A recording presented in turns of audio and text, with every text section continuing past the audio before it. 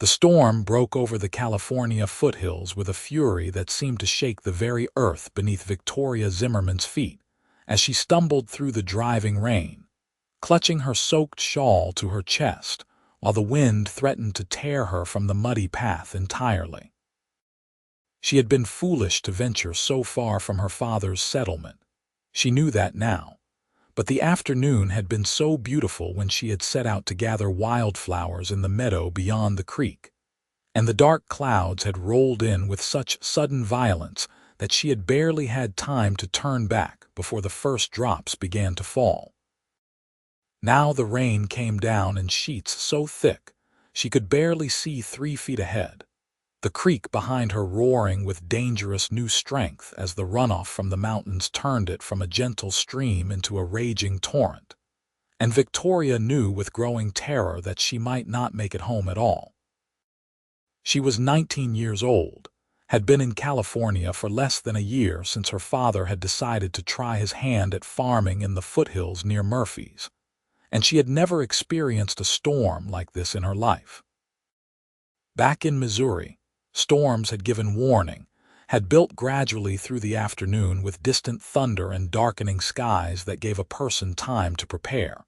But here in California, during the spring of 1872, the weather seemed to have a mind of its own, transforming from sunshine to deluge in the span of minutes. Her dress was plastered to her body, heavy with water, and her boots squelched with every step as she tried desperately to remember the way back to the settlement through the blinding rain. The wind gusted again, so strong it nearly knocked her off her feet, and Victoria stumbled to her knees in the mud, her hands sinking into the cold earth as she tried to catch her breath. She was shaking now, whether from cold or fear she could not tell, and when she tried to stand, her legs felt weak beneath her. She had to keep moving, had to get home before darkness fell and made her situation even more desperate, but she was so tired already, and the rain showed no signs of letting up. That was when she heard the thunder of hoofbeats cutting through the storm, closer than the distant rumble in the sky, and she looked up through the rain to see a dark shape emerging from the gray curtain of water. For a moment, her heart seized with fear, unsure whether this was rescue or some new danger, but then she heard a man's voice calling out above the wind. "Hey there, are you hurt?" The rider pulled his horse to a stop just a few feet from where Victoria knelt in the mud, and she saw a tall man swinging down from the saddle, his hat pulled low against the rain and his long coat streaming with water. He moved toward her quickly, and when he crouched down beside her, she could see his face beneath the brim of his hat, strong features tight with concern and dark eyes that seemed to take in her situation in an instant. "Can you stand?" he asked, having to raise his voice to be heard over the storm. "We need to get you out of this weather before it gets worse." "I got lost," Victoria managed to say through chattering teeth. "I cannot find my way back to my father's settlement." The man did not waste time with more questions. Instead, he wrapped one strong arm around her waist and helped her to her feet, steadying her when she swayed. "My name is Mason Young," he told her, already guiding her toward his horse. "I have a line shack about half a mile from here. We will head there and wait out the worst of this storm, then I will get you home safe." "Can you ride?" Victoria nodded, though she was not entirely certain she could manage it in her current state. Mason seemed to sense her uncertainty, because he placed his hands on her waist and lifted her into the saddle with surprising ease before swinging up behind her. His arms came around her as he took the reins, and Victoria found herself pressed back against his solid chest as the horse began to move. "Hold on to me," Mason said, his voice close to her ear now. "We will make it through." Victoria grabbed onto his arms, feeling the strength in them as he guided the horse through the storm with confident hands. She did not know this man, did not know where he was taking her, but something in his voice and in the steady way he handled the situation made her believe him when he said they would make it through. She let herself lean back against him, too exhausted and cold to worry about propriety, and focused on keeping her seat as the horse picked its way through the rain. The ride felt like it took hours, though it could not have been more than 15 minutes before a small structure appeared through the gray downpour. The lined shack was rough and weathered, hardly more than 4 walls and a roof, but to Victoria it looked like salvation. Mason brought the horse right up to the narrow porch that ran along the front, and he dismounted quickly before reaching up to help Victoria down. Her legs nearly gave out when her feet touched the ground, but Mason kept his grip on her waist, supporting her weight easily. "Just a few more steps," he encouraged, guiding her toward the door. He pushed it open with one hand while keeping the other on her, and they stumbled inside together out of the rain. The interior of the shack was dim and smelled of old wood and dust, but it was blessedly dry. Mason left Victoria standing just inside the door while he went back out to tend to his horse, moving quickly through the rain to lead the animal to what must have been a small shelter attached to the back of the shack. Victoria wrapped her arms around herself, shivering violently now that she was out of the wind, and looked around the space. There was a rough table with 2 chairs, a narrow bunk built against one wall, a small potbelly stove in the corner, and not much else. Shelves on the far wall held a few supplies, canned goods and a coffee pot, a lantern and some matches. It was clearly a place meant for cowboys to shelter in while working the range, basic and functional with no comforts to speak of, but right now it felt like luxury. Mason came back inside, water streaming from his coat and hat. He shut the door firmly behind him and immediately went to the stove, opening it to check for wood. "Good," he muttered, finding a few pieces of kindling and larger logs already laid inside. He pulled out a match from a tin on the shelf and lit the kindling, working with practiced efficiency until a small fire began to catch. Only then did he turn his attention back to Victoria, and his expression grew concerned when he saw how badly she was shaking. "You need to get out of those wet clothes," he said, already shrugging off his dripping coat and hanging it on a peg by the door. "There should be a blanket on the bunk. I will turn my back and tend to the fire while you change. Just wrap yourself in the blanket and we will hang your clothes to dry." Victoria wanted to protest, wanted to say she was fine, but her teeth were chattering too hard to speak, and she knew he was right. She moved toward the bunk on unsteady legs and found a wool blanket folded at the foot of it, rough and worn but clean enough. With numb fingers, she began to work at the buttons of her dress, struggling with the small fasteners that seemed impossibly difficult now. True to his word, Mason kept his back turned, crouching by the stove to add more wood to the growing fire. Victoria finally managed to get her dress unbuttoned and peeled the heavy, sodden fabric from her body, followed by her equally wet petticoats and undergarments. She had never been so immodest in front of a stranger in her life, but necessity overrode embarrassment, and she quickly wrapped the blanket around herself, tucking it securely before gathering up her wet clothes. "I am decent," she said, her voice still shaking with cold. Mason turned and crossed to her, taking the wet clothes from her arms. "Sit down by the fire," he instructed gently. "Get warm while I hang these to dry." Victoria did as he said, sinking down onto one of the wooden chairs near the stove, and feeling the first hint of warmth beginning to penetrate the chill that had settled deep into her bones. She watched as Mason strung a length of rope across one corner of the shack and began hanging her clothes over it, handling her intimate garments with the same matter-of-fact efficiency as her dress, as though this were just another practical task that needed doing. His own clothes were soaked as well, she noticed, his shirt clinging to broad shoulders and his dark hair plastered to his head now that he had removed his hat. "You should change too," Victoria said, finding her voice now that some warmth was returning to her body. "You will catch your death if you stay in those wet things." Mason glanced down at himself, as though just now remembering his own discomfort. "I will be fine once I get warmed up," he said, but Victoria could see he was cold too, could see the way his hands moved a little stiffly as he finished hanging up her clothes. "Please," she insisted. "You saved my life out there. The least you can do is take care of yourself now." Something in her tone must have convinced him because Mason nodded slowly. "There might be a spare shirt in the supplies here," he said, moving to check the shelves. He found a faded work shirt and a pair of pants that looked like they had been left by another cowboy some time ago.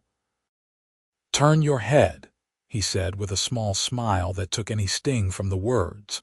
Victoria obediently turned her chair to face the wall, pulling the blanket more tightly around herself, and listening to the rustle of fabric as Mason changed behind her. She found herself wondering about this man who had appeared out of the storm like some kind of guardian angel. He spoke with an educated air despite his rough clothing, and his manners were those of someone who had been raised with proper consideration for others. She wondered what had brought him to this remote corner of California, wondered if he worked for one of the big ranches in the area, or if he was trying to build something of his own. "All right," Mason said after a minute, and Victoria turned back to find him dressed in dry clothes, hanging his own wet things next to hers on the line. The borrowed shirt fit him reasonably well, though it pulled a bit across his shoulders, and she could see now that he was younger than she had initially thought, probably not more than 24 or 25, with a strong jaw and dark eyes that held both intelligence and kindness. He pulled the other chair closer to the stove and sat down, running his hands through his wet hair to push it back from his face. For a moment, they simply sat in silence, listening to the storm rage outside and the crackle of the fire in the stove, both of them warming slowly after their ordeal. "Thank you," Victoria said finally, her voice soft but sincere, "for rescuing me. I do not know what would have happened if you had not come along when you did." Mason met her eyes, and she saw something flicker in his expression, concern mixed with something else she could not quite name. "What were you doing out there alone?" he asked, not unkindly. "That storm came up fast, but you must have been pretty far from home to get caught like that." Victoria felt heat rise to her cheeks that had nothing to do with the fire.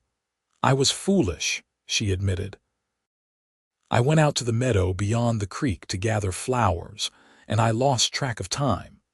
By the time I noticed the clouds building, it was too late to make it back before the rain started. Then I got turned around in the storm and could not find the path home." "The creek," Mason said, his expression growing serious. "Which creek?" "Coyote Creek, I think my father calls it," Victoria replied. "Our settlement is on the eastern side, about 2 miles upstream from the crossing." Mason was silent for a moment, and Victoria saw concern deepen in his features. "That creek will be running high and fast with all this rain," he said quietly. "The crossing will be dangerous, maybe impossible, until the water goes down. Even if the storm lets up soon, we will not be able to get you home tonight." The implications of his words sank in slowly, and Victoria felt a flutter of anxiety in her chest. She would be spending the night here, alone with this stranger, and while he had been nothing but respectful and kind so far, she knew what people would say if word got out. Her reputation would be ruined, her father would be furious, and any prospects she might have had for a decent marriage would evaporate like morning dew. Mason must have seen the fear in her eyes because he leaned forward, his expression earnest. "I give you my word that you are safe with me," he said firmly. I will sleep on the floor and you can take the bunk. Come first light, as soon as it is safe to cross, I will get you home to your family. No one needs to know you spent the night out here. As far as anyone is concerned, we found shelter separately and met up in the morning.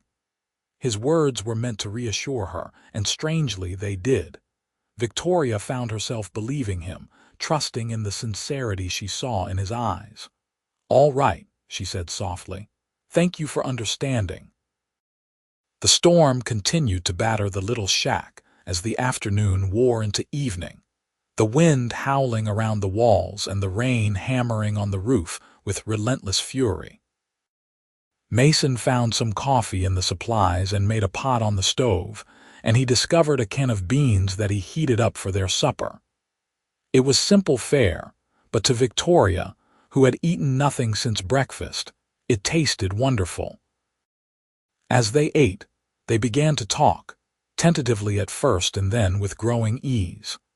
Mason told her that he worked for the Double R Ranch, one of the larger spreads in the area, and that he had been out checking fence lines when the storm hit. He had been heading back to the ranch when he spotted Victoria struggling through the rain. "I have been working for the Double R for about 3 years now," he explained, cradling his tin cup of coffee in his hands. "Started as just a hand, but the owner, Mr. Roberts, has been good to me. He has taught me the business side of ranching, not just the work. I have been saving up, hoping to buy my own piece of land someday and start my own operation." There was pride in his voice when he spoke of his goals, and Victoria found herself drawn to his quiet determination. "That sounds like a worthy dream," she said. "My father had similar hopes when we came out here from Missouri. He wanted land of his own. A fresh start after the war left everything back home so difficult." "The war was hard on a lot of people," Mason agreed quietly. "My own father fought for the Union, came home with wounds that never quite healed. He passed a few years after the war ended. That is part of why I came west, to make something of myself, to make him proud." The vulnerability in his words touched something deep in Victoria's heart. She had lost her mother to fever just before they left Missouri, and she understood the weight of trying to honor a lost parent's memory. "I am sure he would be proud of you," she said softly. "You are working hard, building toward something good. That takes courage." Mason looked at her for a long moment, and Victoria felt something shift in the air between them, a connection forming that went beyond mere circumstance. "Tell me about yourself," he said. "What do you do when you are not getting caught in storms?" Victoria smiled despite herself. "I help my father with the farm, mostly. We have a small plot where we are trying to grow vegetables and some wheat. I also sew and do mending for some of the families in Murphy's when they need it. It is not much, but it helps bring in a little extra money while we are getting established." "Do you like it here?" Mason asked. "California, I mean. Is it what you hoped for when you left Missouri?" Victoria considered the question carefully. "It is different," she said finally. "Wilder, more unsettled. Back home, even after the war, there was a sense of order, of civilization. Here, everything feels more raw, more uncertain. But there is also freedom in that, I think. A sense that you can make of your life what you will, that you are not bound by all the old rules and expectations." "That is well said," Mason replied, and there was admiration in his voice that made Victoria's heart flutter strangely. "I feel the same way. Out here, a man can be judged by what he does, not just where he came from or who his people were. It gives everyone a fair chance." They continued to talk as the evening deepened, the conversation flowing easily between them. Victoria found herself telling Mason about her childhood in Missouri, about her mother's gentle nature and her father's stubborn determination, about the grief of losing her mother, and the strange mixture of fear and excitement she had felt when they decided to head west. Mason, in turn, shared stories about growing up in Ohio, about learning to ride and rope from the ranch hands his father had employed on their small farm, about the decision to leave everything familiar behind and strike out for California in search of opportunity. The light outside had faded completely now, and the interior of the shack was lit only by the warm glow from the stove and the single lantern Mason had lit and placed on the table. The storm still raged beyond the walls, but inside their small shelter, Victoria felt strangely safe, cocooned from the chaos of the world by more than just wood and nails. It was Mason's presence, she realized, his steady calm and quiet strength that made her feel protected in a way she had not felt since her mother died. When they finally ran out of words, a comfortable silence settled over them. Mason stood and checked the fire, adding another piece of wood to keep it burning through the night. Then he gathered up a spare blanket from the supply shelf and spread it on the floor near the stove. "You should get some rest," he said to Victoria, gesturing toward the bunk. "Tomorrow may be a long day, depending on how fast the creek goes down." Victoria stood, still wrapped in her blanket, and moved toward the bunk. She hesitated before lying down, turning back to look at Mason. "I know I already said it, but thank you, not just for rescuing me, but for being so kind. For treating me with respect and making me feel safe. Not every man would have done that." Mason met her eyes, and in the lamplight she could see warmth and something deeper in his expression. "Any decent man would have done the same," he said quietly, "but I am glad it was me who found you." "Rest well, Victoria." It was the first time he had used her given name, she realized. She had introduced herself properly at some point during their conversation, but hearing him say it now, in that gentle tone, made her heart skip. "Good night, Mason," she replied softly and settled onto the bunk. The mattress was thin and the blanket rough, but Victoria was so exhausted from the ordeal of the afternoon that she felt sleep tugging at her almost immediately. As she closed her eyes, she found herself thinking about the man lying on the floor nearby, about his kind eyes and strong hands, about the way he had made her feel seen and valued even in the midst of crisis. It was a dangerous line of thinking, she knew, because come morning they would return to their separate lives, and this strange, intimate evening would become nothing but a memory. But for now, wrapped in the darkness and the sound of the storm, she let herself hold onto the feeling of safety and connection, let herself imagine, just for a moment, what it might be like if this night did not have to end.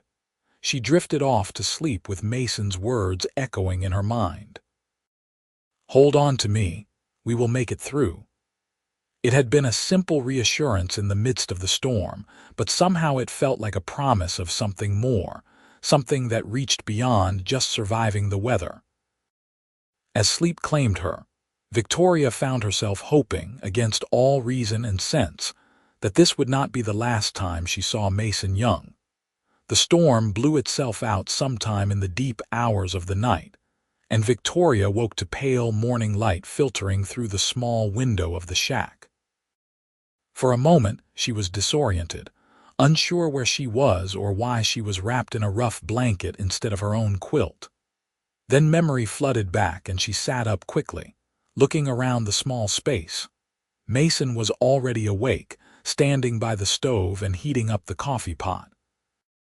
He had changed back into his own clothes, now mostly dry, and he glanced over when he heard her stir. "Good morning," he said, his voice warm despite the early hour. "How did you sleep?" "Better than I expected," Victoria admitted, suddenly very aware that her hair must be a disaster and that she was still wearing nothing but a blanket. Her clothes were still hanging on the line, and while they were probably dry by now, the thought of getting dressed while Mason was in the room made her hesitate. Mason seemed to understand her dilemma, without her having to voice it. "I am going to check on my horse and see how the creek looks," he said, pulling on his coat. That will give you some privacy to get dressed. Take your time." He slipped out the door before Victoria could respond, and she felt a rush of gratitude for his thoughtfulness. She quickly rose from the bunk and went to check her clothes, relieved to find that they were indeed dry, if somewhat wrinkled and stiff from the rough treatment. She dressed as quickly as she could, wincing at the way the dried mud flaked off her dress and the way her undergarments felt scratchy against her skin. It would have to do until she could get home and bathe and change properly.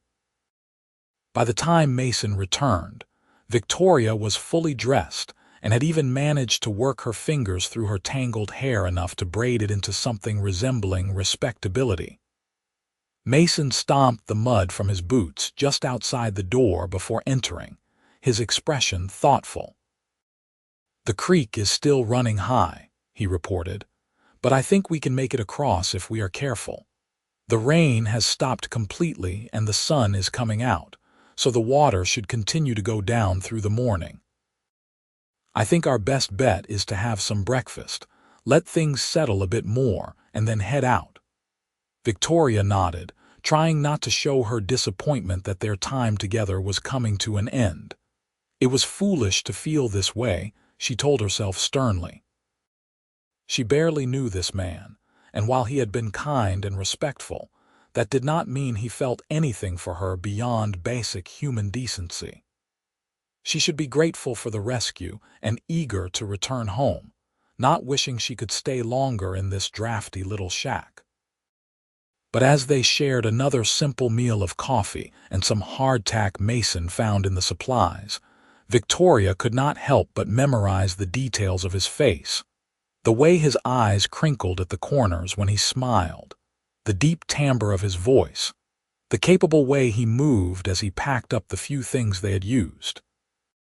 She wanted to remember all of it, to hold on to these stolen hours when the outside world had seemed very far away, and it had been just the two of them, connected by circumstance, and the fragile beginnings of something she did not dare name. When they could delay no longer, Mason saddled his horse and helped Victoria mount, then swung up behind her just as he had the day before. His arms came around her to take the reins, and Victoria allowed herself to lean back against him, just for a moment, savoring the solid warmth of his chest and the feeling of being protected and cared for. The ride to the creek took longer than Victoria expected, the ground still muddy and treacherous in places from the heavy rain. When they finally reached the bank, she could see what Mason had meant about the water still running high. The usually placid creek was a churning brown torrent, carrying branches and debris downstream with frightening speed. The crossing, normally a simple ford that barely reached a horse's knees, was now at least 4 feet deep and looked dangerous. Mason studied it carefully, his arms tightening slightly around Victoria. "Hold on tight," he said quietly. "We will take it slow and steady. Trust the horse and trust me." Victoria nodded, her heart beginning to pound with a mixture of fear and adrenaline. Mason urged the horse forward, and they stepped into the rushing water. Immediately, Victoria felt the current pushing against them, trying to sweep the horse's legs out from under it. But the animal was sure-footed and strong, and Mason guided it with expert hands, angling upstream to compensate for the push of the water. The crossing felt like it took forever, though it could not have been more than a few minutes.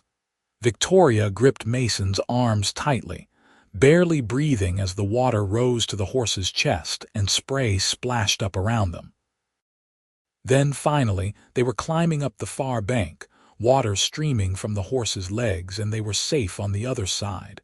Victoria let out a shaky breath, and she felt Mason's arms relax slightly around her. "Well done," he murmured, whether to her or the horse she was not sure. "The worst is behind us now." The ride to her father's settlement took another half hour, and Victoria directed Mason along the muddy paths until the familiar cluster of buildings came into view. Her father's house was a rough log structure with a sod roof, surrounded by a small barn, a chicken coop, and the beginnings of fenced fields.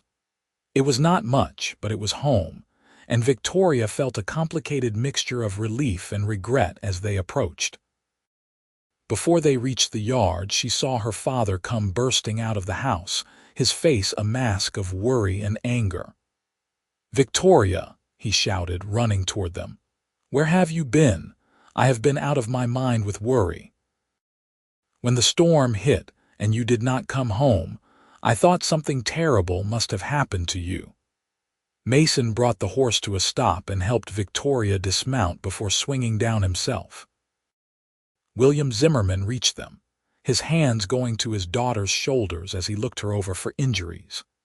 He was a tall, weathered man in his late 40s, with graying hair and the rough hands of someone who had worked hard all his life.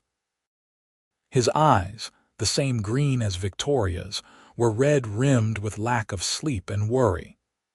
"I am all right, Papa," Victoria said quickly, trying to soothe him. "This is Mason Young. He found me in the storm yesterday and gave me shelter in a lined shack until it was safe to cross the creek this morning. He saved my life." William turned his attention to Mason, his expression shifting from worry to suspicion and then to grudging gratitude as he took in the young cowboy's respectful demeanor. "Is this true?" he asked gruffly. "You kept my daughter safe through the storm?" "Yes, sir," Mason replied, meeting William's eyes steadily. "I found her lost in the rain and took her to the nearest shelter I knew. The storm was too fierce to risk traveling, and the creek was too dangerous to cross until this morning. I give you my word that I treated your daughter with nothing but respect and propriety." William studied Mason for a long moment, and Victoria held her breath, afraid of what her father might say or do. But finally, William extended his hand. "Then I owe you my thanks," he said roughly. "And my apologies for my suspicious thoughts. A father cannot help but worry when his daughter is missing all night with a strange man, but I can see you are honorable. Come inside and have some breakfast. It is the least I can offer in return for bringing my daughter home safe." Mason hesitated, glancing at Victoria, and she found herself nodding encouragingly, not ready to say goodbye to him yet. "Thank you, sir," Mason said. "I would be grateful for a meal before I head back to the ranch." They went inside, and William immediately set about frying eggs and bacon while Victoria put on a pot of coffee. The interior of the house was simple but clean, with a large main room that served as kitchen and living space, and two small bedrooms off to the sides. Victoria shared one with her younger sister, Hannah, who had apparently gone to stay with a neighbor family when Victoria failed to come home last night, too frightened to stay alone with just their father. As they ate, William asked Mason about his work and his prospects, and Victoria listened as Mason answered her father's questions with honest directness. She could see her father warming to the young cowboy, could see approval growing in William's expression as Mason spoke about his position at the Double R Ranch and his hopes of eventually buying land of his own. "That is a worthy goal," William said, his gruff voice softening slightly. "A man should have land of his own, something to build on and pass down. That is why I brought my family out here, to have something that belongs to us. It is hard work, harder than I expected, but it will be worth it in the end." "I am sure it will be, sir," Mason agreed.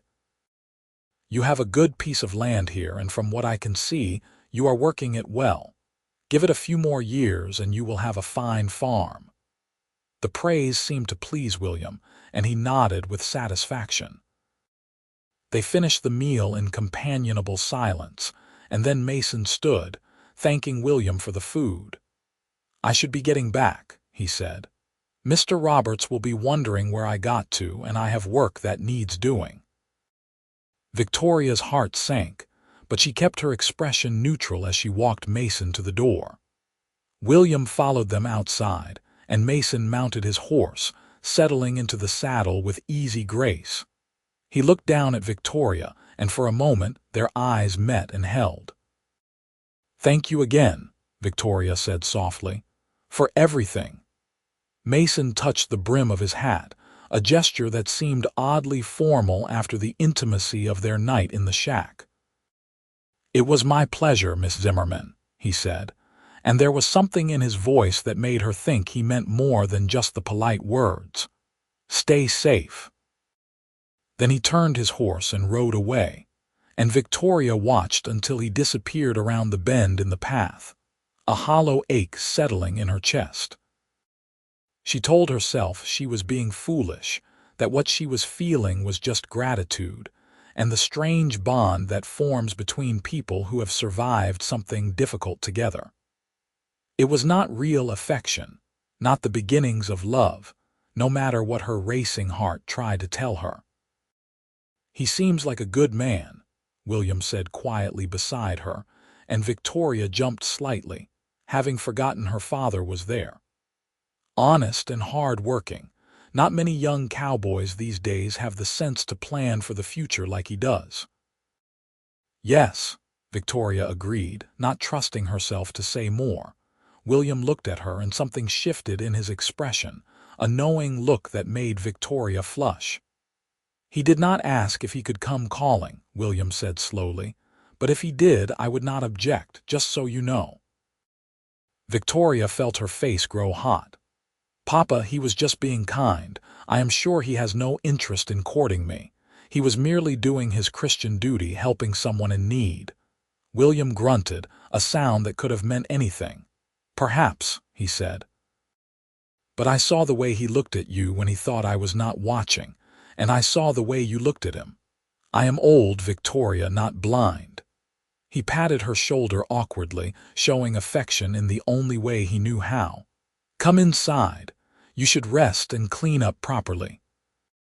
Hannah will be back soon, and she will want to hear about your adventure." Victoria followed her father back into the house, but her mind was still on Mason Young, and the way her heart had clenched when he rode away. Her father's words echoed in her head. "If he did, I would not object." It was as close to a blessing as William Zimmerman was likely to give, but what did it matter when Mason had not asked, had not even hinted at any desire to see her again? The days that followed the storm fell into a strange rhythm for Victoria. She went about her usual chores, helping her father in the fields, mending clothes for the neighbors, watching over her younger sister Hannah, who at 14 was all awkward limbs and endless questions. But through it all, Victoria found her thoughts returning again and again to Mason Young, to their night in the line shack, to the way he had made her feel safe and seen and valued. She told herself she was being ridiculous. One night, a few hours of conversation, was not enough to build anything real on. Mason had been kind because he was a decent man, nothing more. He had probably already forgotten about her, was going about his life at the Double R Ranch without a single thought of the settler's daughter he had rescued from a storm. But even as she tried to convince herself of this, Victoria found herself looking up every time she heard hoofbeats on the path, her heart jumping with hope before inevitably sinking with disappointment when it proved to be someone else. The postman making his rounds. A neighbor stopping by to trade goods. Anyone but the dark-haired cowboy who had somehow worked his way into her thoughts and refused to leave. A week passed, then two. Spring was settling over the foothills with all its beauty, the meadows turning green and thick with wildflowers, the trees leafing out in brilliant shades of new growth. Victoria tried to lose herself in the beauty of the season, tried to focus on the 100 small tasks that filled her days, but there was a hollow ache in her chest that would not ease. Hannah noticed, of course. Her sister was too perceptive for her own good. "You have been sad ever since the storm," Hannah said one afternoon as they hung laundry on the line outside. Is it because of that cowboy who rescued you? The one Papa said was handsome and polite. Papa said that, Victoria asked, surprised. Hannah grinned, her face lighting up with mischief. He told Mrs. Henderson about it when he went to fetch me after you came home. He said Mason Young was the kind of man he would be proud to have for a son-in-law. Mrs. Henderson told everyone, so now half of Murphy's knows about your romantic rescue. Victoria felt mortification wash over her. It was not romantic, she protested, though even to her own ears the words sounded weak.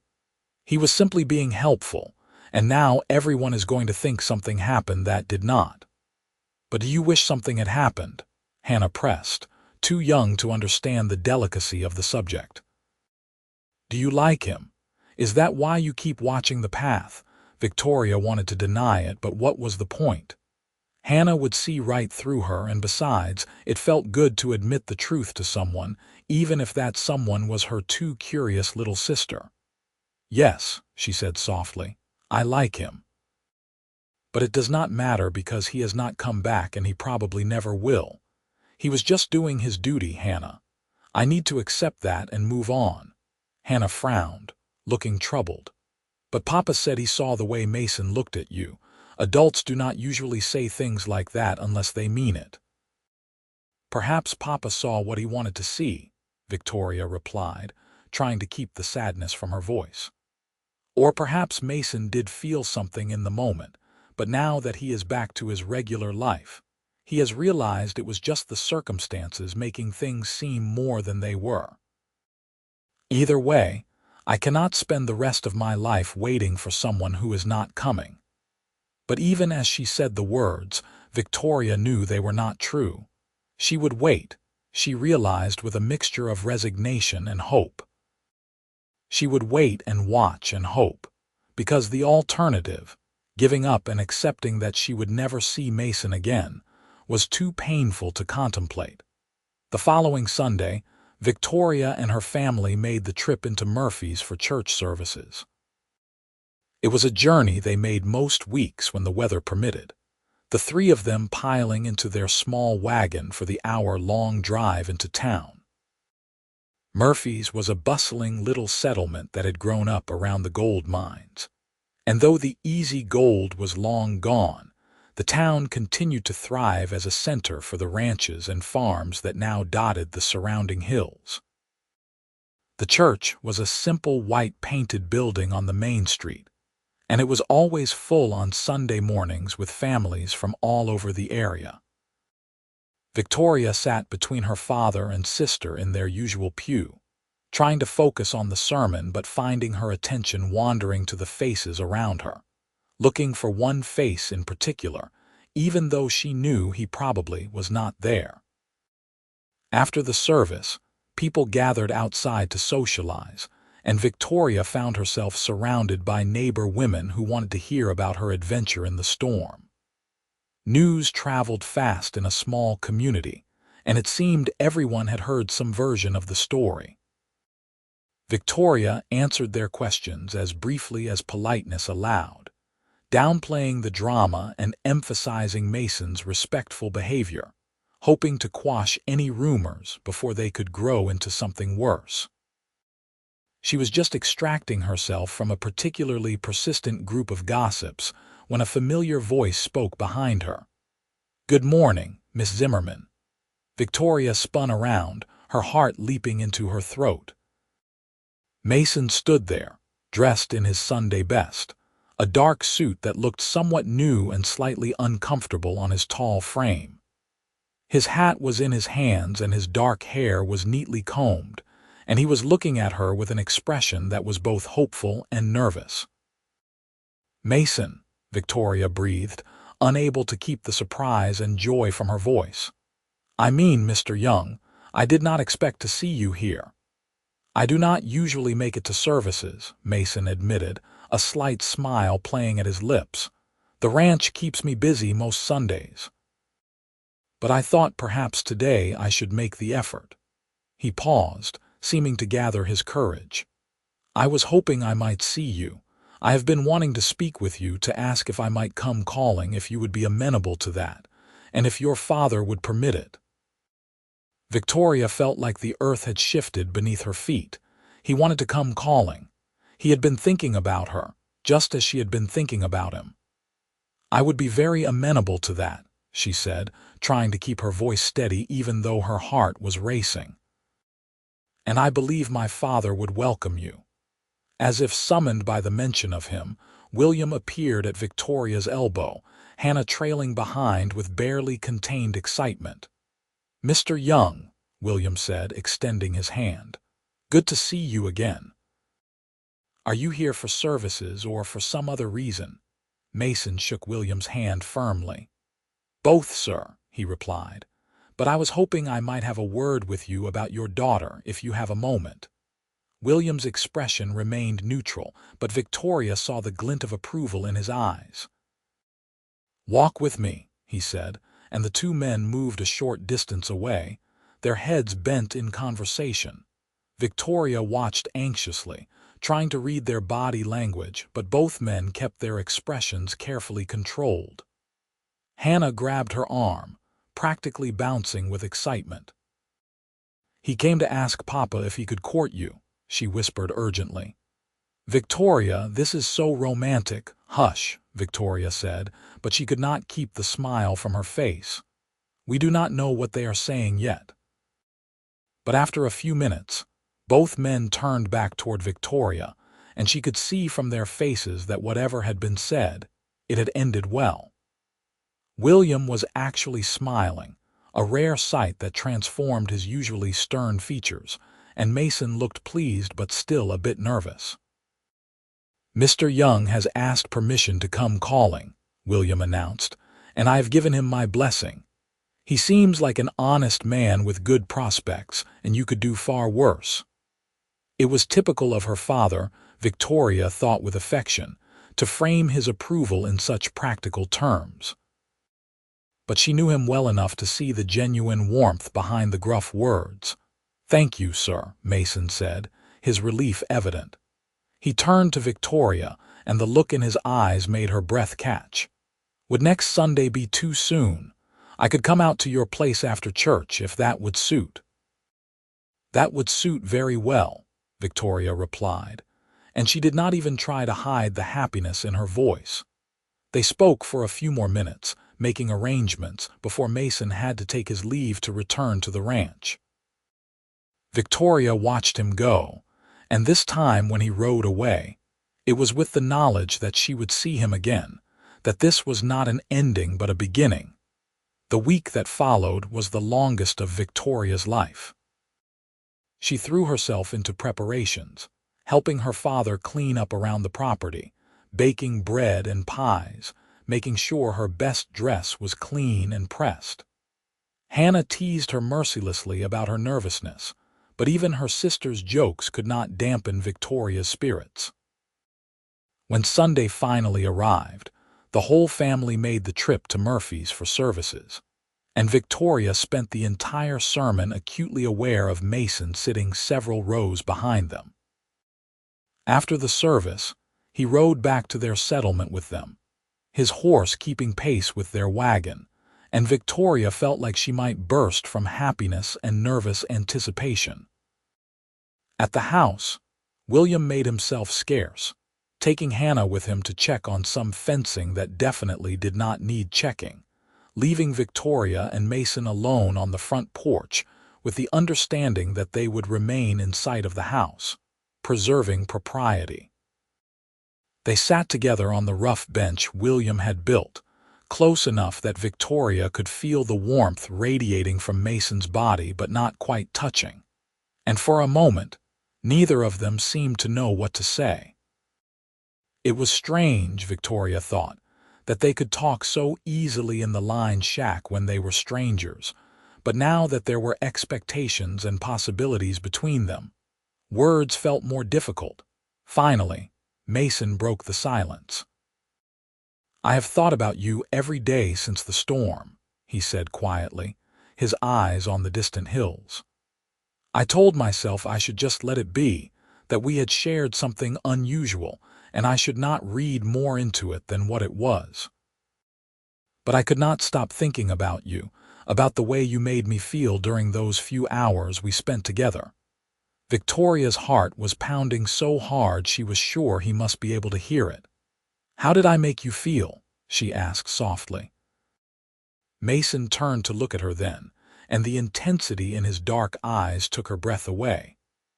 "Like I had found something I did not know I was looking for," he said. "Like maybe all my plans and goals should include someone else, someone special. Like maybe I was not meant to build a future alone." He paused, seeming to gather his courage. "I know it is fast, and I know we barely know each other, but I would like the chance to change that. I would like to court you properly, Victoria, to see if what I felt that night was real and lasting." Victoria felt tears prick at her eyes, overwhelmed by the honesty and vulnerability in his words. "I felt it too," she admitted. "I have been watching for you every day, hoping you would come back, trying to convince myself I was being foolish but unable to stop hoping anyway." "Yes, Mason, I would very much like for you to court me."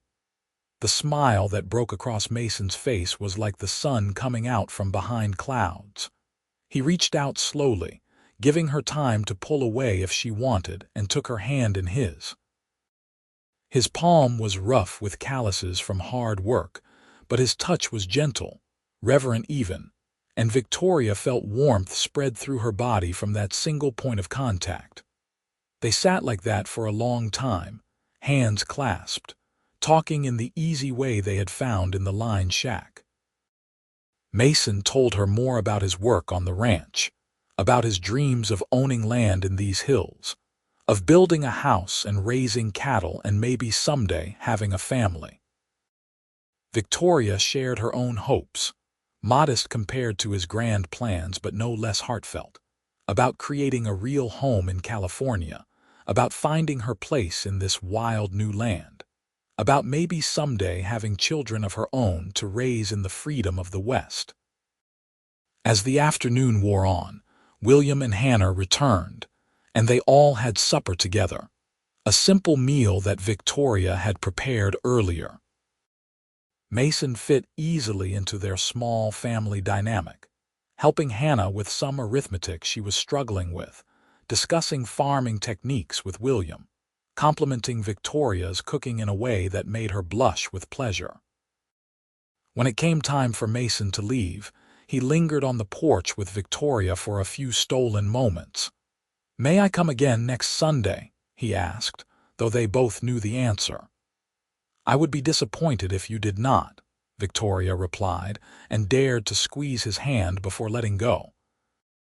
Mason mounted his horse, and before he rode away, he looked down at her with such warmth that Victoria felt it like a physical touch. "Until next Sunday, then," he said. "Take care of yourself, Victoria." "You too, Mason," she replied, and watched him ride away into the gathering dusk. The weeks that followed established a pattern. Every Sunday after church, Mason would ride out to the Zimmerman settlement and spend the afternoon and evening with Victoria and her family. Sometimes they would sit on the porch and talk for hours. Other times they would take walks through the meadow where Victoria had been caught in the storm, and she would show him the wildflowers she loved, and he would tell her the names of the birds they saw and point out landmarks in the distant mountains. Slowly, steadily, their knowledge of each other deepened. Victoria learned that Mason loved to read, that he had a small collection of books in his bunk at the ranch, and would often stay up late by lamplight losing himself in stories. She learned that he had a dry sense of humor that caught her by surprise and made her laugh. She learned that he was unfailingly kind to animals and children, patient with Hannah's endless questions, and gentle with the ranch horses he sometimes rode out on. Mason, in turn, learned that Victoria had a beautiful singing voice, that she would hum while she worked and sometimes sing hymns while doing chores. He learned that she was stronger than she looked, capable of hard physical labor without complaint. He learned that she had a quick mind and a sharp wit, that she could hold her own in discussions about politics and current events. Unusual for a woman in their time, but something Mason found deeply attractive. As spring turned to summer, their feelings deepened from attraction to something more profound. Victoria found herself falling in love, truly in love, for the first time in her life. It was not the dramatic, overwhelming passion of dime novels, but something steadier and deeper, a growing certainty that Mason Young was the person she wanted to build a life with, that his dreams could become her dreams, and together they could create something meaningful. Mason felt the same way, though it took him longer to put it into words. He had always been a man of action rather than sentiment, but Victoria was changing that, drawing out a softer side of him that he had kept hidden for years. He found himself thinking about her constantly, making plans that included her, imagining a future where he did not come home to an empty house, but to Victoria's smile and welcoming arms. By late summer, William Zimmerman was dropping increasingly unsubtle hints that Mason should make his intentions clear. "A man does not court a woman for months without purpose," he said one evening when Victoria was out of earshot. "If you care for my daughter, if you plan to marry her, then you should ask her soon. She is 19 years old, Mason, a good age for marrying, and I will not have her reputation damaged by a courtship that drags on too long without resolution." Mason knew William was right. He had been saving every penny he could, adding to the stake he already had set aside for buying land, and he had been looking at properties in the area with new urgency. He needed land of his own before he could ask Victoria to marry him. He would not ask her to wait indefinitely while he built his fortune. He wanted to be able to offer her security, a real home, a future she could count on. In September, just as the leaves were beginning to turn and the air took on the first hint of autumn chill, Mason found what he was looking for. It was 160 acres of good grazing land about 5 miles from the Zimmerman settlement, with a small creek running through it, and a stand of oak trees that would provide shade and lumber.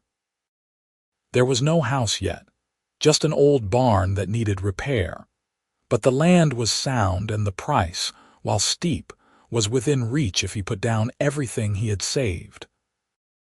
Mason made the purchase, signing the papers in the land office in Murphy's with hands that shook slightly from the enormity of what he was doing. This was it, the dream he had been working toward for years, and it was finally real. The land was his. Now he could ask Victoria to share it with him. He rode out to the Zimmerman place the next day, not waiting for Sunday, his heart pounding with anticipation and nerves. Victoria was in the garden when he arrived, harvesting the last of the summer vegetables, and she looked up in surprise when she heard his horse. "Mason," she called, setting down her basket and hurrying toward him. "I was not expecting you until Sunday. Is everything all right?" Mason dismounted quickly, taking off his hat and holding it in his hands, suddenly more nervous than he had been even when facing down an angry bull. "Everything is fine," he said. "Better than fine. Victoria, I need to speak with you and with your father if he is available." Victoria's expression shifted from concern to curiosity, and then to something that looked like hope. "Papa is inside," she said. "Let me fetch him." She disappeared into the house and returned a moment later with William and Hannah trailing behind. Mason took a deep breath, feeling the weight of the moment, and looked at Victoria with all the love and hope he felt showing plainly on his face. "I have bought land," he said simply. 160 acres, good grazing land about 5 miles from here. I am going to build a house on it, start my own ranch, make something of myself." He paused, then turned to William. "Sir, I would like your permission to ask Victoria to marry me, to share that land and that future with me. I know I am not rich, and I know the first few years will be hard while I am building up the ranch, but I love your daughter with everything in me, and I swear I will work every day to make her happy and give her a good life." William looked at Mason for a long moment, his weathered face unreadable. Then he glanced at Victoria, who had tears streaming down her face and was nodding frantically, and his stern expression softened into something almost gentle. "You have my permission," he said gruffly. "You are a good man, Mason Young, and I know you will take care of my girl." Mason turned to Victoria, and for a moment the world seemed to narrow to just the two of them. He took her hands in his, holding them carefully, reverently. "Victoria Zimmerman," he said, his voice rough with emotion, "will you marry me? Will you take a chance on a cowboy with more dreams than sense and help me build a life in these hills?" "Yes," Victoria said through her tears, her voice clear and strong despite the emotion.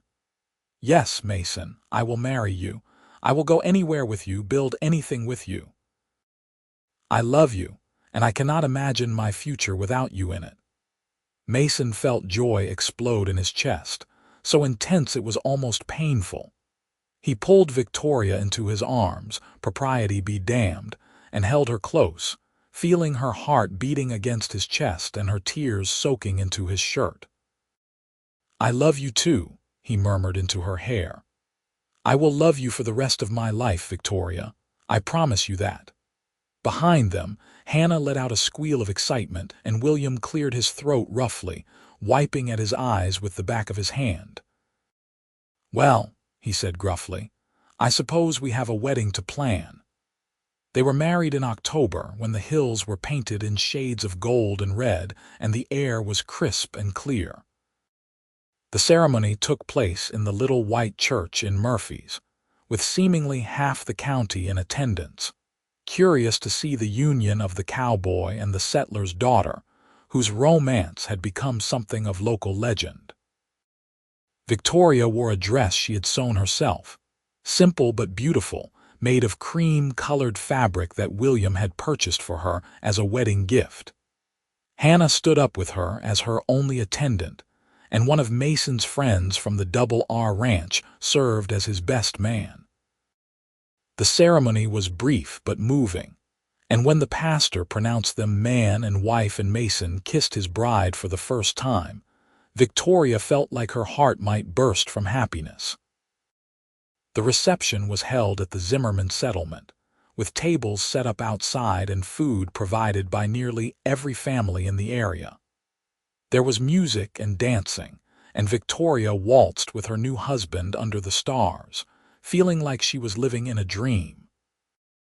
As the evening wore on and the guests began to depart, Mason helped Victoria into a wagon he had borrowed from the ranch. Her few belongings were already packed and loaded, ready to make the journey to their new home. William hugged his daughter tightly, his eyes suspiciously bright, and Hannah clung to her sister, making Victoria promise to visit often. "Be happy," William told her gruffly. "That is all I want for you." "I will be, Papa," Victoria assured him. "I promise."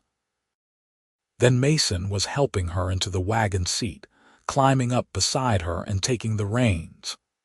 As they pulled away from the only home Victoria had known in California, she looked back to see her father and sister waving, and she raised her hand in farewell, tears and joy mingling on her face. The ride to their new land took about an hour in the darkness, following paths Mason knew by heart now. When they finally arrived, Victoria could barely make out the barn in the starlight, but Mason had clearly been preparing for this night. He had lit lanterns inside the barn, creating a warm glow that spilled from the open doors, and when he helped Victoria down from the wagon and led her inside, she gasped in surprise. Mason had transformed the barn into a temporary home. One corner had been partitioned off with blankets hung from ropes, creating a private space. Inside was a real bed, not just a bunk but an actual bed frame with a mattress and quilts, and a small table with 2 chairs. There was a stove for heat and cooking, shelves for supplies, and even a rug on the floor. "It is not much," Mason said, sounding nervous. "Just until I can get a proper house built. But I wanted our first night as husband and wife to be special, to be somewhere that was ours." Victoria turned to him, love overwhelming her. "It is perfect," she said softly. "Absolutely perfect, Mason. I could not ask for anything more." Mason smiled, that slow, warm smile that never failed to make her heart skip, and reached out to cup her face gently in his hands. "I am going to spend the rest of my life making you happy," he promised. "Starting right now." He kissed her then, deeper and more passionate than the chaste kiss they had shared at the altar. And Victoria melted into his embrace, finally allowing herself to show him with her body what she felt in her heart. This was her husband, her partner, the man she would build a life with. And as he swept her into his arms and carried her to their marriage bed, Victoria knew with absolute certainty that she had made the right choice. Their wedding night was everything Victoria had hoped for and more, a beautiful beginning to their life together. In the morning, she woke in Mason's arms, sunlight streaming through the cracks in the barn walls, and felt a contentment so profound it brought tears to her eyes. Mason stirred beside her, his eyes opening slowly, and when he saw her watching him, he smiled. "Good morning, Mrs. Young," he said, testing out her new name. "Good morning, Mr. Young," Victoria replied, loving the way it sounded. "What shall we do on our first day as a married couple?" Mason pretended to think about it. "Well," he said slowly, "I suppose we should probably get started on building our house. Winter will be here before we know it, and while this barn is cozy enough for now, I would like to have you in a proper home with walls and windows before the snow flies." Victoria nodded, practical even in her happiness. "Then let us get started," she said. "The sooner we begin, the sooner we will have our home." And so began the work of building their life together. Mason had already started clearing the site for the house before the wedding, and now, with Victoria's help, the work went faster. They spent long days working side by side, Mason doing the heavy labor of cutting and hauling logs while Victoria helped where she could, and prepared their meals in the makeshift kitchen in the barn. William and Hannah came to help on weekends, and Mason's friends from the Double R Ranch pitched in when they could spare the time. Slowly, steadily, the house took shape. It was not large, just 3 rooms, a main room that would serve as kitchen and living space, and 2 bedrooms, but it was solidly built and positioned to take advantage of the views and the prevailing breezes. By early December, just as the first snows were beginning to dust the higher peaks, the house was finished enough to move into.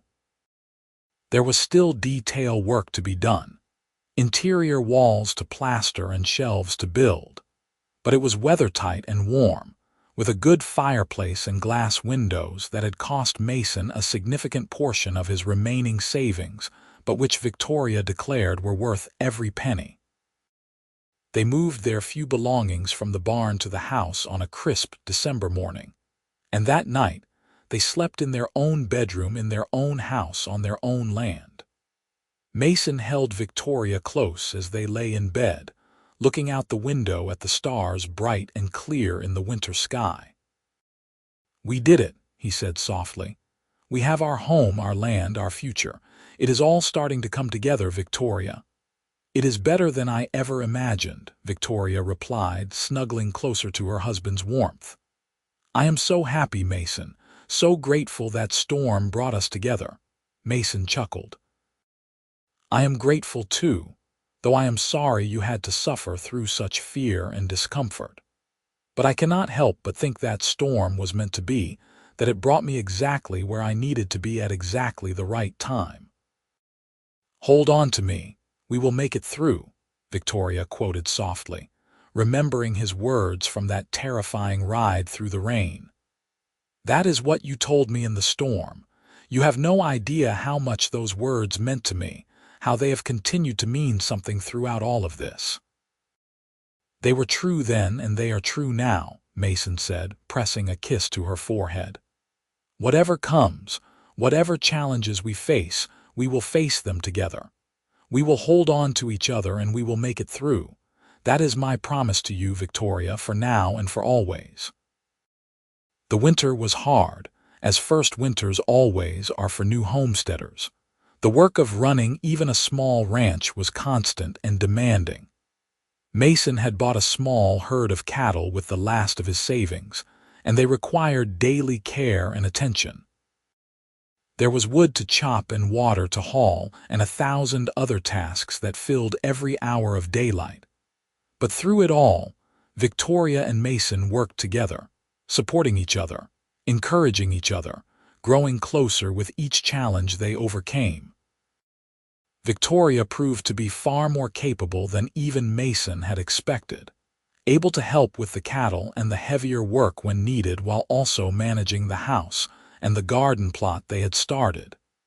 In February, Victoria discovered she was pregnant. She told Mason one evening after supper, shy and excited and a little nervous about how he would react. Mason's response was to pick her up and spin her around, laughing with pure joy, before setting her down gently as though she were made of glass. "A baby," he kept saying, wonder in his voice. "We are going to have a baby, Victoria. We are going to be parents." "Are you happy?" Victoria asked, needing to hear him say it. "Happy does not even begin to cover it," Mason replied, pulling her close. "You have given me everything I ever wanted, Victoria. A home, a purpose, and now a family. I am the luckiest man alive." The pregnancy progressed smoothly through the spring and into the summer.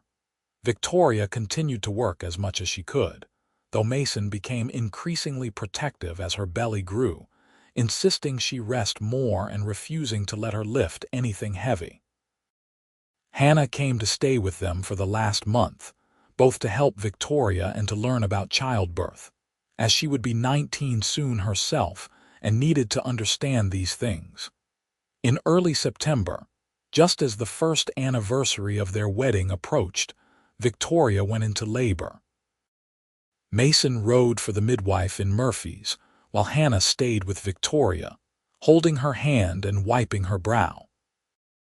The labor was long and difficult, lasting through the night and into the next day, and there were moments when Mason, pacing outside the bedroom door, feared he might lose both his wife and child. But Victoria was strong, stronger than anyone knew, and when the midwife finally emerged with a squalling infant wrapped in a blanket, she was smiling. "You have a son," she announced. "A healthy boy with good lungs, and your wife is tired but doing well." Mason rushed into the bedroom to find Victoria propped up against the pillows, exhausted but radiant, holding their son in her arms. The baby was red-faced and wrinkled, but to Mason, he was the most beautiful thing he had ever seen, next to his wife. "Meet Matthew," Victoria said softly, having discussed names with Mason months ago. "Matthew William Young, named for your father and mine." Mason sank down onto the edge of the bed, reaching out with one finger to stroke his son's impossibly soft cheek. "He is perfect," he whispered, his voice thick with emotion. "You are perfect. Thank you, Victoria. Thank you for this gift, for our son, for everything." They sat together like that for a long time, the three of them, a family now in every sense of the word. Outside, the sun was setting over their land, painting the sky in shades of gold and red, and Mason thought about how far they had come from that stormy afternoon when he had found Victoria lost and afraid in the rain. They had held on to each other, just as he had promised. They had made it through the storm, through the hard work of building a home and a life, through the fears and uncertainties of starting a family. And they would continue to hold on, to make it through whatever challenges lay ahead, because that was what they did.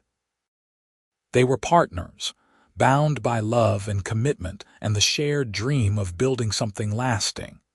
The years that followed were filled with both challenges and joys. The ranch grew slowly but steadily, Mason's hard work and Victoria's careful management paying off as their herd increased, and their reputation for quality cattle spread through the region. They added onto the house, building a proper parlor and a larger kitchen, and eventually a bedroom for Hannah when she came to live with them after William decided to sell his struggling farm and move to Sacramento to live with his sister. Matthew grew into a sturdy, adventurous boy with his father's dark eyes and his mother's quick smile. When he was 3 years old, Victoria gave birth to a daughter they named Grace, and 2 years after that, another son they called Thomas.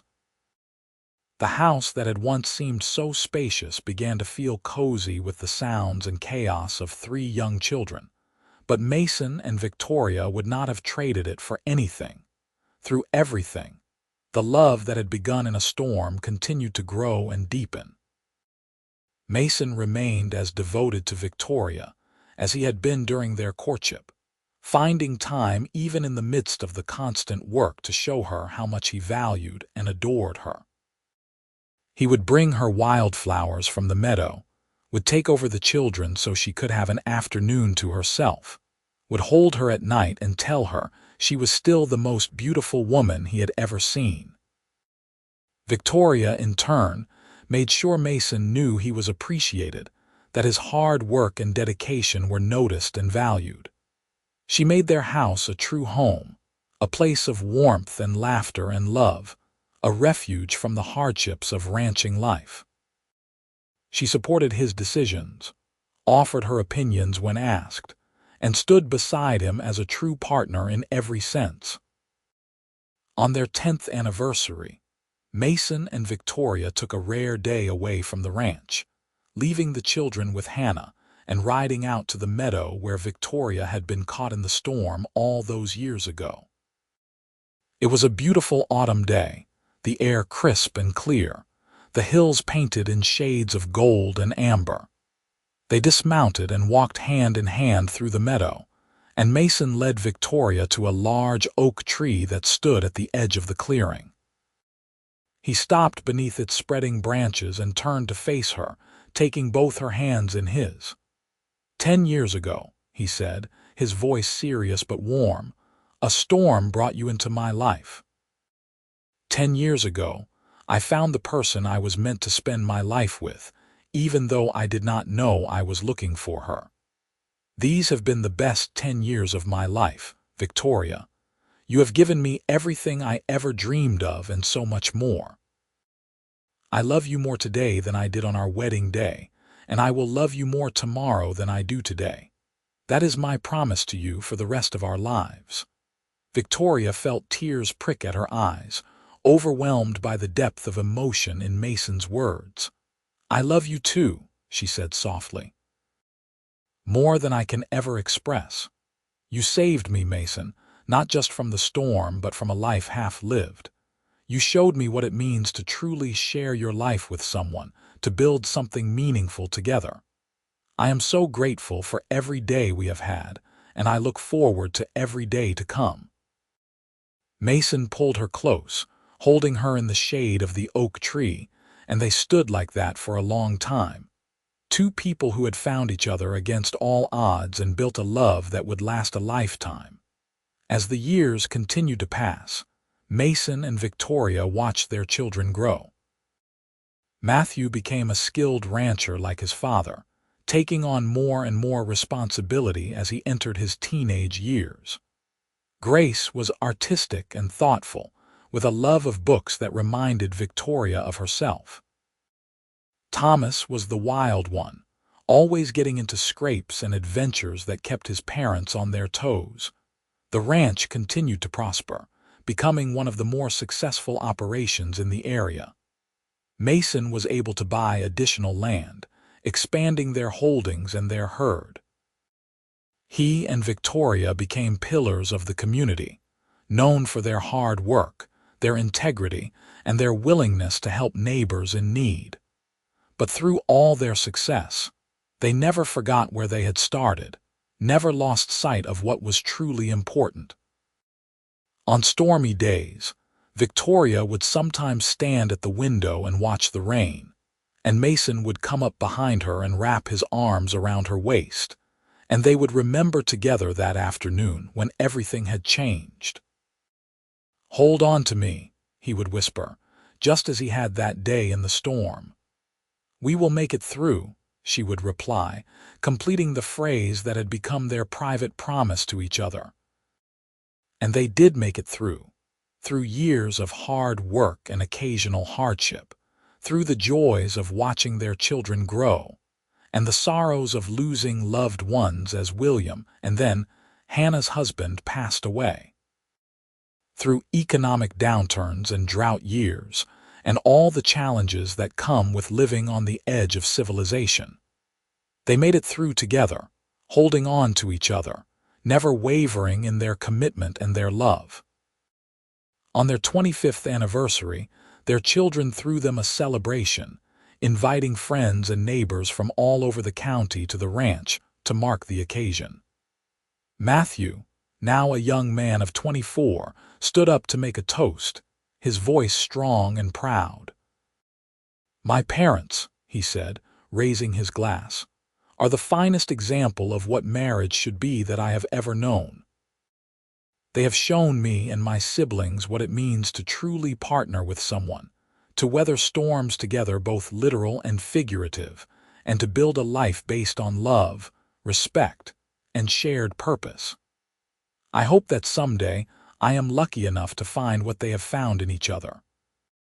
To Mason and Victoria Young, the best parents a son could ask for.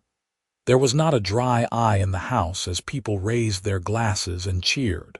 Victoria looked at Mason through happy tears, and he squeezed her hand, his eyes telling her everything she needed to know. They had done it.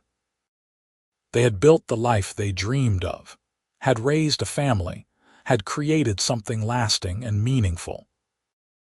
As the party wound down and the guests began to depart, Victoria and Mason slipped away from the house, walking hand in hand through the darkness to the meadow, just as they had done on their 10th anniversary. The moon was full and bright, casting silver light over the land they had worked so hard to build. 25 years, Mason said softly, pulling Victoria close. "Can you believe it has been 25 years since that storm?" "It feels like both a lifetime and no time at all," Victoria replied, leaning her head against his shoulder.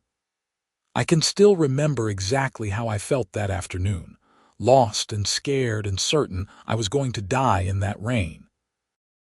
And then you appeared, like an answer to a prayer I did not even know I was praying." "I remember too," Mason said. "I remember seeing you kneeling in the mud, looking so small and frightened, and knowing immediately that I had to help you, that I could not just ride past. I had no idea that helping you would change my entire life." "Do you regret it?"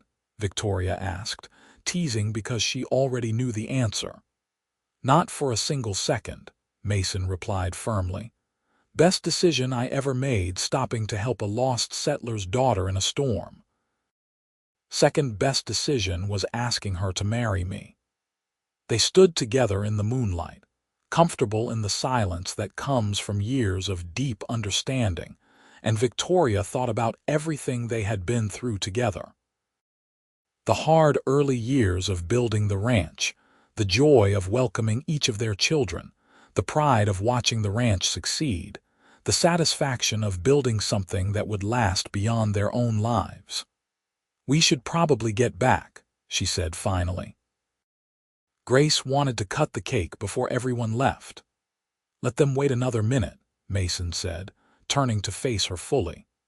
He cupped her face in his hands, just as he had on their wedding night, and looked at her with all the love and devotion he had shown her for 25 years. "I want to tell you something, Victoria. You are the best thing that ever happened to me. Every day with you has been a gift, and I thank God for that storm that brought us together. I love you more now than I ever have, and I will love you until my last breath." Victoria felt tears spill over, even as she smiled. "And I love you, Mason Young, with everything I am. You gave me a life beyond my wildest dreams. You gave me purpose and partnership and a love deeper than I knew was possible. I thank God for that storm too, and for a cowboy who stopped to help a stranger in need." They kissed then, in the moonlit meadow where their story had begun, a kiss that held 25 years of love and commitment and shared dreams.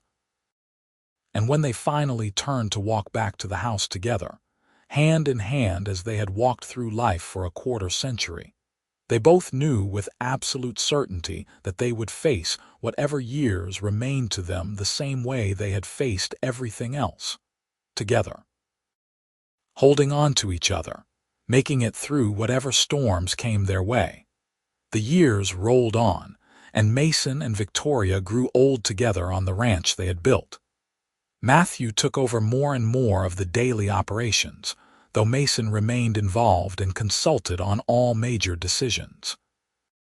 Grace married a schoolteacher from Murphy's and moved into town, though she visited often with her own growing family.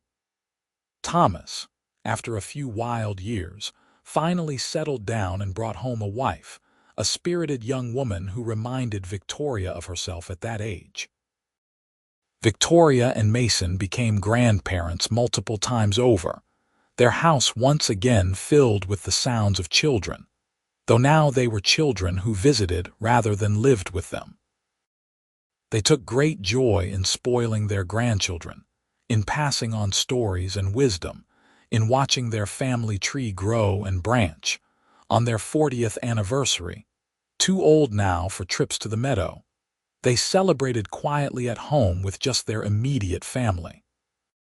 Their children had wanted to throw another big party, but Victoria and Mason insisted on something simple, just dinner with those they loved most. As the evening wore on and the conversation flowed around them, Victoria looked across the table at Mason and felt her heart swell with love. He was in his mid-60s now, his dark hair gone completely silver, his face lined with wrinkles earned through years of hard work and laughter. But when he caught her looking and smiled, she saw the same man who had rescued her from the storm, the same strength and kindness and devotion that had drawn her to him from the very beginning. Later, after the children had all gone home and they were alone, Mason helped Victoria up to their bedroom, both of them moving more slowly now than they once had. They got ready for bed in the comfortable routine of 40 years together, and when they finally settled under the covers, Mason pulled Victoria close just as he had every night of their marriage. 40 years, he murmured into the darkness. We have been blessed, Victoria. More blessed than I ever thought possible. We have, Victoria agreed, and I would not change a single moment of it. Well, maybe a few moments, she added with a laugh, but overall it has been a beautiful life. It is not over yet, Mason pointed out. We have years left in us still. More grandchildren to meet, more sunsets to watch, more storms to weather together. Victoria smiled in the darkness. Hold on to me, she said softly, the familiar words a comfort and a promise. We will make it through, Mason completed, just as he always did. And they did continue on for several more years, though the pace of their lives slowed considerably. They spent their days in quiet contentment, working in the garden when the weather was good, sitting on the porch and watching the ranch operations, welcoming visits from their children and grandchildren with joy. When Victoria turned 65, Mason planned a special birthday celebration for her.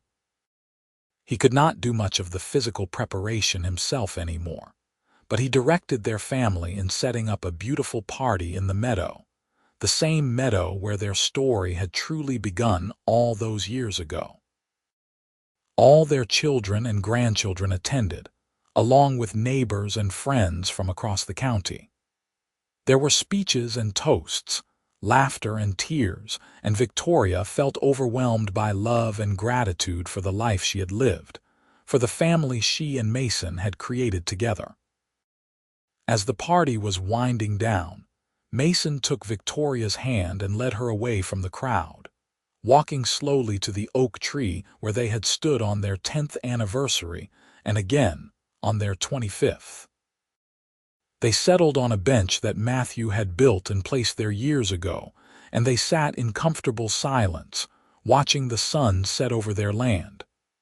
"I have been thinking," Mason said after a while, "about that day in the storm.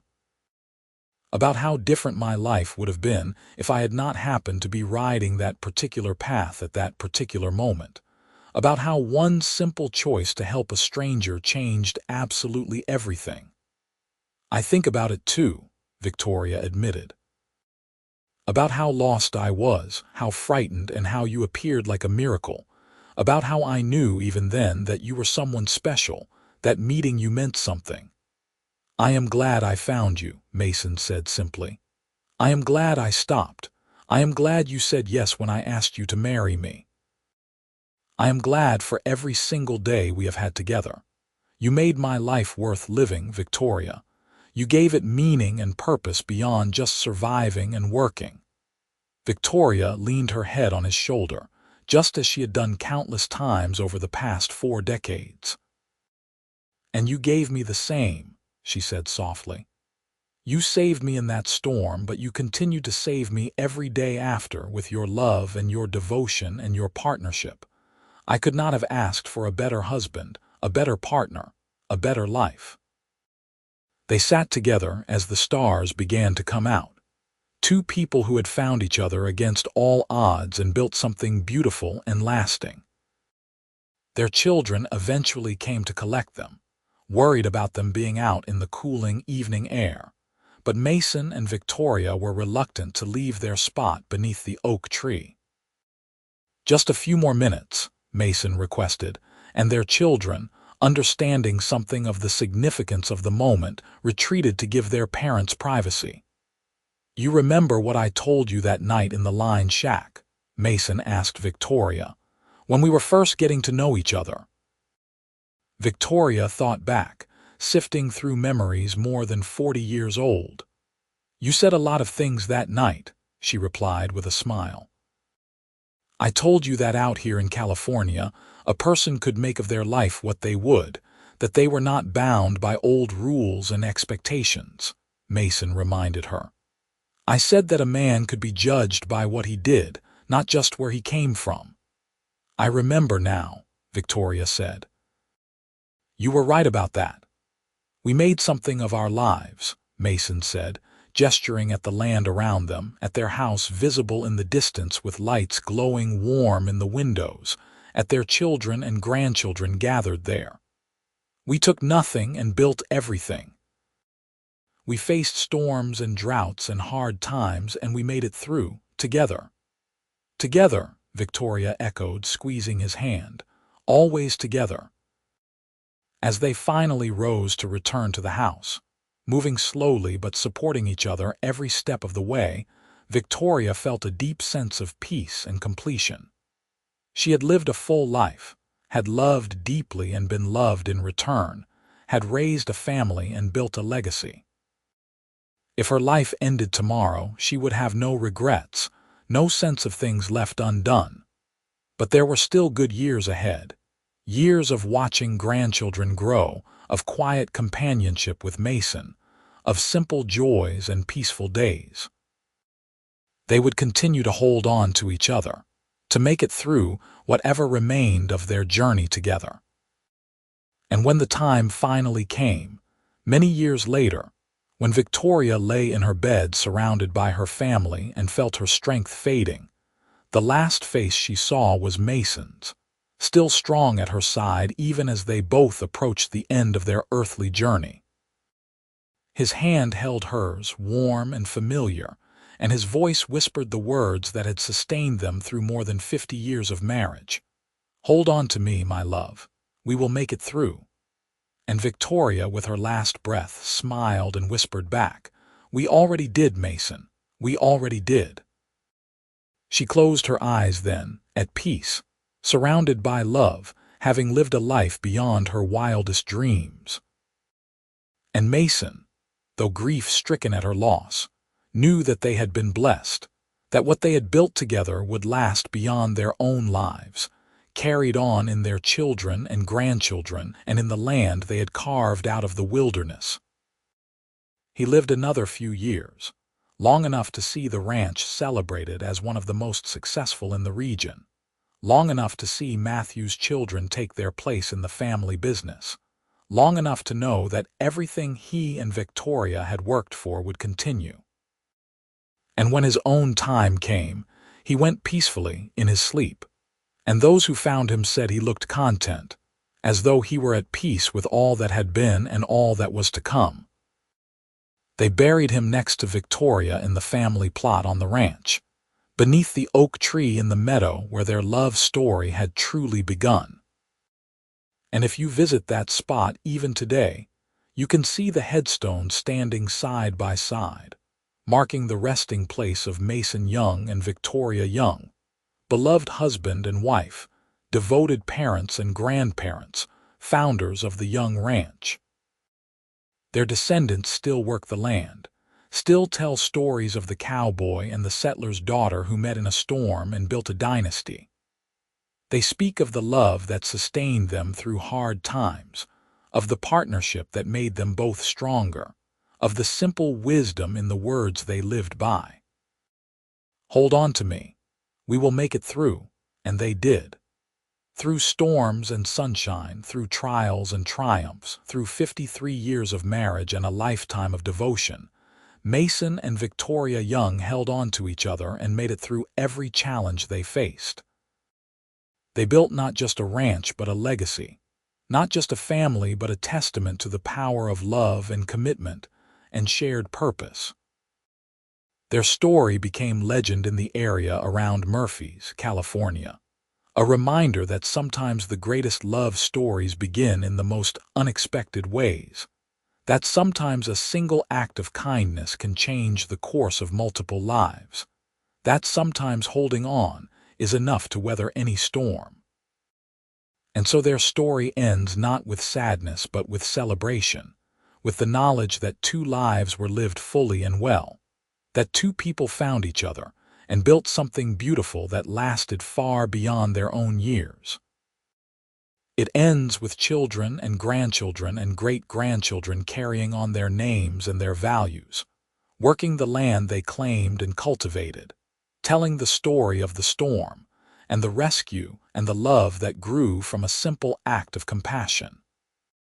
It ends, as all the best love stories do, with proof that true love exists, that it can sustain through anything, and that when two people commit to holding on to each other and making it through together, there is nothing they cannot overcome, nothing they cannot build, and nothing that can diminish the power of what they share. The oak tree still stands in the meadow, now ancient and gnarled but still strong, still providing shade and shelter just as Mason provided shelter to Victoria all those years ago. And on certain spring days, when storms roll in fast from the mountains and rain lashes the hills with sudden fury, some say you can still feel the presence of two souls who loved each other deeply, who built a life together from nothing but hard work and hope, and the simple promise to hold on to each other and make it through whatever came their way. Their love story began in a storm and was forged in the challenges of frontier life, but it endured through 5 decades and continues still in the legacy they left behind. It is a story worth telling, worth remembering, worth holding up as an example of what marriage and partnership and true love can be when two people commit themselves fully to each other and to the life they build together.